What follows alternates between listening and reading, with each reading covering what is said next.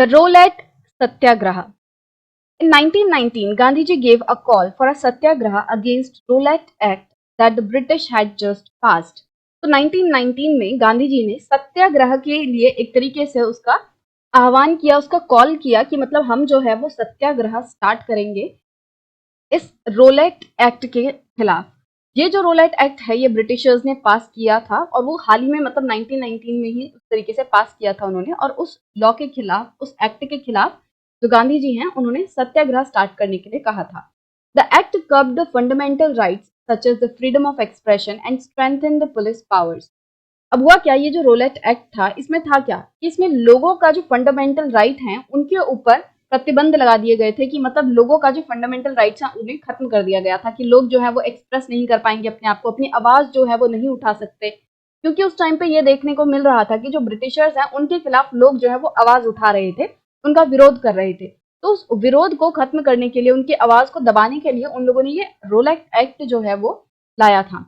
और इस एक्ट में उन्होंने क्या किया, पुलिस की जो पावर्स हैं उन्हें भी बढ़ा दिया, कि पुलिस जो है वो किसी को भी कभी भी अरेस्ट कर सकती है बिना बताए, ठीक है, मतलब उसको जो है जेल में पकड़ के डाल दिया जाएगा। इस तरीके से पुलिस को भी ज्यादा पावर्स दे दी गई।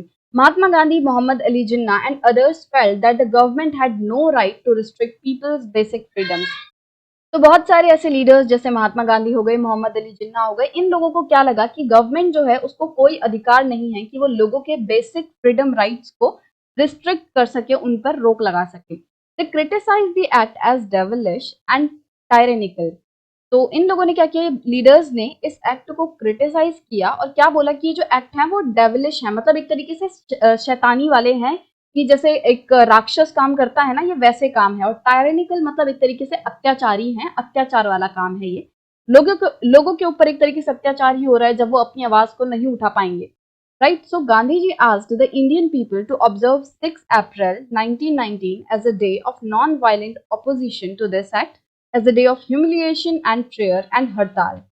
तो गांधी जी ने इंडियंस को क्या कहा कि हम 6 अप्रैल 1919 को एक तरीके से नॉन वायलेंट जो है अपोजिशन करेंगे, और ये जो दिन है वो एक तरीके से ह्यूमिलिएशन वाला होगा। हम इनकी निंदा करेंगे, जो ब्रिटिशर्स वगैरह हैं उनकी निंदा करेंगे, उनका अपमान करेंगे, और साथ ही साथ प्रेयर करेंगे, उनसे एक तरीके से रिक्वेस्ट भी करेंगे कि भाई तुम हमारी बात मान जाओ, और हड़ताल जो है वो हम करेंगे।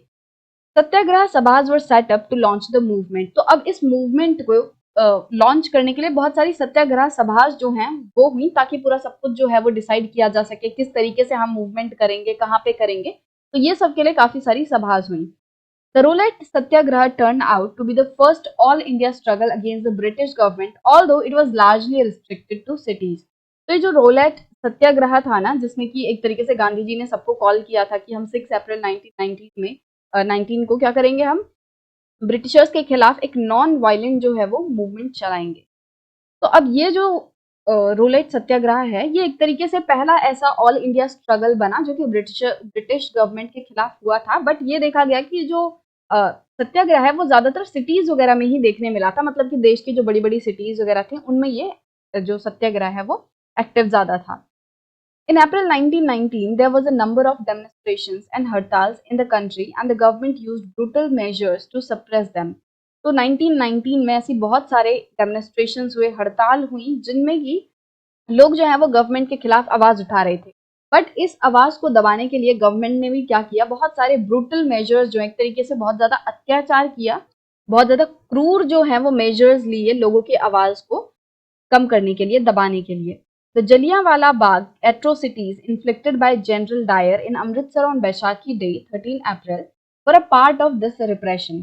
तो जो हम जलियांवाला बाग के बारे में पढ़ते हैं कि उस दिन जो एट्रोसिटी हुई थी, एट्रोसिटी मतलब अत्याचार, ठीक है, इसका मतलब भी अत्याचार ही है। ब्रूटल का मतलब एक तरीके से क्रूर जो होता है, बहुत ही मतलब हाई लेवल पे अगर आप किसी के साथ कुछ करते हो, उसके साथ बुरा करते हो, तो दैट इज ब्रूटल। तो एट्रोसिटीज क्या है कि जो जलियांवाला बाग था उसमें हमें पता ही है, बहुत सारे लोग जो हैं वो अवेयर होंगे कि उस टाइम पे क्या हुआ था। बहुत सारे जो प्रदर्शनकारी थे उनके ऊपर जनरल डायर ने क्या किया था, गोली चला दी थी, अंधाधुंध गोली चला दी थी। ये लोग जो है वो तो एक तरीके से इकट्ठा हुए थे, इसके बारे में आप जो है और डिटेल में पढ़ोगे। तो उन लोगों के ऊपर जो है गोलियां चला दी थी जनरल डायर ने। तो एक तरीके से ये जो जलियांवाला बाग एट्रोसिटी हुई थी ये भी इस सत्याग्रह का ही एक तरीके से पार्ट था, क्योंकि बहुत सारे इवेंट्स हो रहे थे, बहुत सारे डेमोन्स्ट्रेशंस, बहुत सारी हड़ताल हो रही थी, और उन्हीं इवेंट्स में से एक था ये जलियांवाला बाग। तो इस टाइम पे इन लोगों ने क्या डिसाइड किया था कि हम बैसाखी वाले दिन सब लोग एक तरीके से मिलेंगे और डिस्कस करेंगे कि आगे इस चीज को लेकर कैसे चलना है। एक तरीके से रणनीति वगैरह बनाने के लिए ये लोग यहाँ पे इकट्ठा हुए थे। ये लोग कोई प्रोटेस्ट भी नहीं कर रहे थे, एक तरीके से जस्ट डिस्कशन के लिए ये लोग जलियांवाले बाग में इकट्ठा हुए थे बैसाखी वाले दिन, राइट। तो उस टाइम पे जो जनरल डायर है उसने चारों तरफ से जो गेट वगैरह है, एक गेट जो था निकलने का उसको भी बंद कर दिया था और लोगों पर अंधाधुंध जो है गोली चला दी थी। As you can see in this picture की देखो जो दीवार है उन पे किस तरीके से गोलियों के निशान जो है वो लिखे हुए हैं, इनको इन लोगों ने व्हाइट सर्कल से मार्क किया हुआ है। तो बहुत सारे लोगों की जो है उस दिन जान गई थी। On learning about the massacre, Rabindranath Tagore expressed the pain and anger of the country by renouncing his knighthood.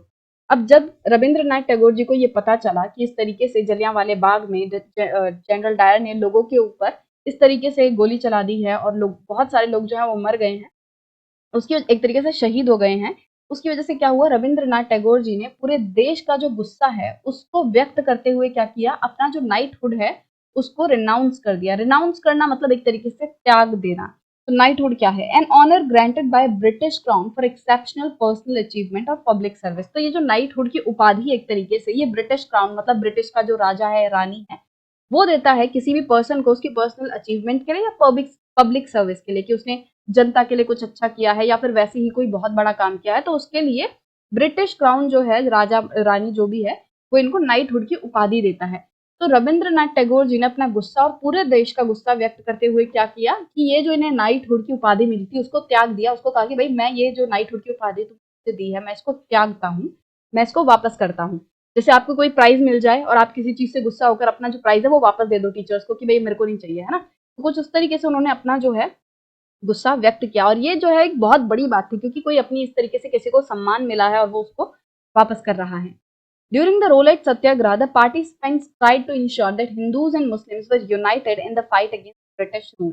अब देखो जो ब्रिटिशर्स हैं वो तो पूरे देश पे रूल कर रहे थे, क्या अमीर क्या गरीब, कौन हिंदू कौन मुस्लिम, वो तो सब पे रूल कर रहे थे, सबके साथ ही अत्याचार कर रहे थे। तो रोलेट एक्ट सत्याग्रह में ये क्या हुआ कि ये इंश्योर किया गया, मतलब ये चीज ध्यान में रखी गई कि सभी जो लोग हैं हिंदू हो मुस्लिम हो कोई भी हो वो सब एक साथ इकट्ठे आके ब्रिटिशर्स के खिलाफ लड़े। This was also the call of Mahatma Gandhi, who always saw India as a land of all the people who lived in the country, Hindus, Muslims, and those of other religions. तो एक तरीके से इस चीज पे महात्मा गांधी जी ने काफी focus किया क्योंकि महात्मा गांधी जी जो है वो इंडिया को एक सबके देश की तरह मानते हैं कि ये जो देश है वो सबका है, चाहे वो हिंदू हो चाहे वो मुस्लिम हो, कोई भी अलग नहीं है।